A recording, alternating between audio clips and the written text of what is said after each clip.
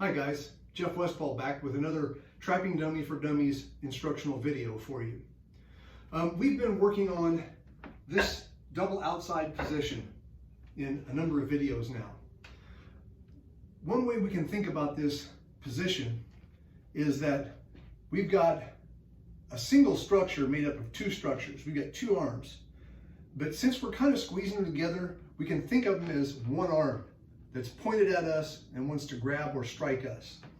So throughout the time I'm working with this double outside control position, in addition to trying to control my arms, I'm also always watching the way his arms are pointed and getting my head out of the way to one side or the other.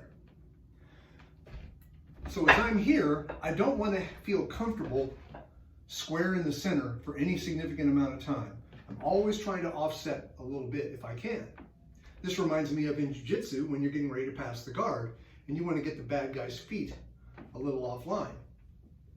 So one of the first tools that we're going to use is the finger jab.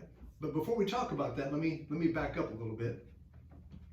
I've talked to you before about the spectrum of connection, meaning how connected are the opponent's arms to his body? How much tension, how much muscular tension is he exerting? If he's exerting none, then I can move his arms this way and his body won't turn. Or I can move his arms this way and his body won't turn. So there's almost no connection. He's on one end of the spectrum. So in the past, we talked about the spectrum being up and down, forward and back, making his head come forward, making his head go back. Now we're talking side to side. The other extreme is he's got so much tension in his arms that when I move his arms to a side, his body turns. Right? That's the other extreme.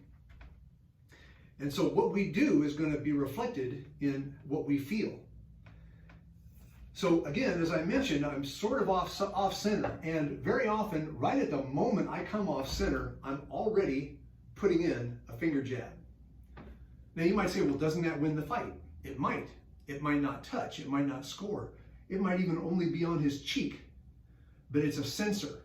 It's a feeler, and it can work its way into his eye if he turns into me. It's got a lot of different applications. So it makes him want to turn away from me. If I'm here and my opponent's got a finger right there, it makes me want to turn my back. So we're going to look first at what if the guy turns his back? What if as you come around the corner and you've got that sliding leverage finger jab? Sliding leverage means I maintain contact on the arm as I slide up. If he turns away from me, then I maintain this connection and I shoot under this arm and go behind it. Now this is not traditional Wing Chun trapping, this is wrestling. But it fits beautifully in the whole structure of this, because if the guy wants to foolishly give me his back, I will take it. So again, we're here, I immediately put this in, and my follow-up would be to come under. Please be careful, don't get injured ramming your shoulder into this arm trying to duck under. Make sure you've got it right. Come under. Put your head, I'll show you on this side. As you come under, immediately use your head as a trapping implement as well. Press your head against the side of them, right here. So you're trapping them between your arm and your head. That makes a fine addition to the more traditional Wing Chun series of the double outside. If the guy wants to turn his back, fantastic. So now let's assume he wants to stay squared up to me, which means he's kind of pushing his eye closer to that finger jab. That's problematic for him. Makes him hesitant, makes him sloppy, makes him jerky and nervous and panicky. So as he turns back into me, that usually gets me right back into my Lan Sao. So if I go here and put that in, I can go right to the Lan Sao. So you can take this finger jab and go to all of the applications we've already taught for Lan Sao and put it in as a little prefix first. Here, as I jut, finger jab, Lan Sao. That's a really good way to make it a little richer and a little deeper in context with the whole flow of how things are going to go. You don't have to do the finger jab, it just makes it work a lot better, and it's super easy to do. And it also tells you if you're getting offline of this one big arm made of two arms. Now another way that we want to deal with this one big arm made of two arms is to understand that there's another line of engagement that we haven't used yet. So far on all of these movements, this over here, this side, the far side, has sort of been the red-headed stepchild of this series. We've not done much over here except on one lan sao, we punched under here. But there's a whole avenue of approach over here. And what I mean by that is, I get to my position and I realize the opponent knows I'm shading to this side and he wants to muscle his two arms roar, over to this side. Well, that takes me over to the other side. And that introduces a new technique called the arm swing. Now, I've got the dummy set for free rotation right now. So let's look at the arm swing under those conditions. So I'm here and I arm swing and put in the finger jab. I have now opened up an entire new line over on this side for taking the back or for doing the lan sao as I see fit, depending on what I'm imagining is happening. Now you also can have a scenario where you start to arm swing and the guy goes, oh no, and he reverses his direction. He was muscling to the left, now he muscles back to the right.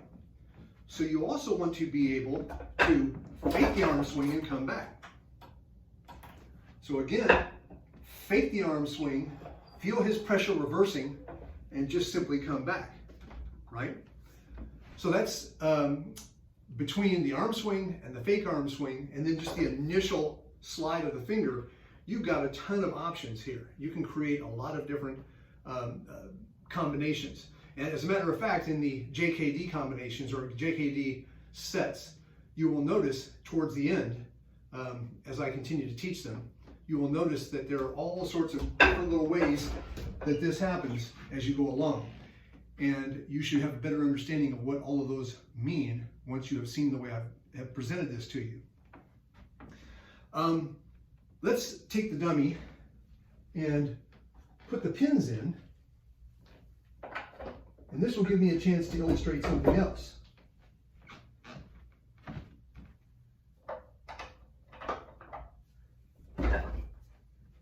There are some opponents, they're going to be so mighty that there is no moving their arms, but you can use that to your advantage. So if I can't move his arms at all, I can move me. And that's another application of the arm swing. And this is easy on a traditional dummy because a traditional dummy only moves, his arms only move about an inch, inch and a quarter side to side. But the dummy's strong. I can literally hang from the dummy's arms. And as I'm doing that, I float myself over to this side and I can apply everything I've applied. Same thing, I can float, I can fake, all of that can happen. And as so often happens with the dummy, I have to make up for the unreality of the dummy, for the fact that it's not exactly a human partner, with footwork to still give me a feel for what my arm connections are going to feel like and the energy passing through those connections. So you can do a ton just by learning to float your feet with the dummy. So you can put all of these things together. I can fake, float, come back, lan sao. I can fake, come over here to the other side, take the back. All of these are possibilities. Then you start to bring in the other things I showed you, the headbutt, the lan sao with the punch outside, between, and around this side. You start to see all kinds of possibilities. The game of double hands double on the outside, double engagement on the outside is a deep and rich game with a lot of interesting possibilities. And I hope this little series that I've given you helps you understand that a little bit better. And we'll get to a different topic on trapping dummy for dummies in the next video.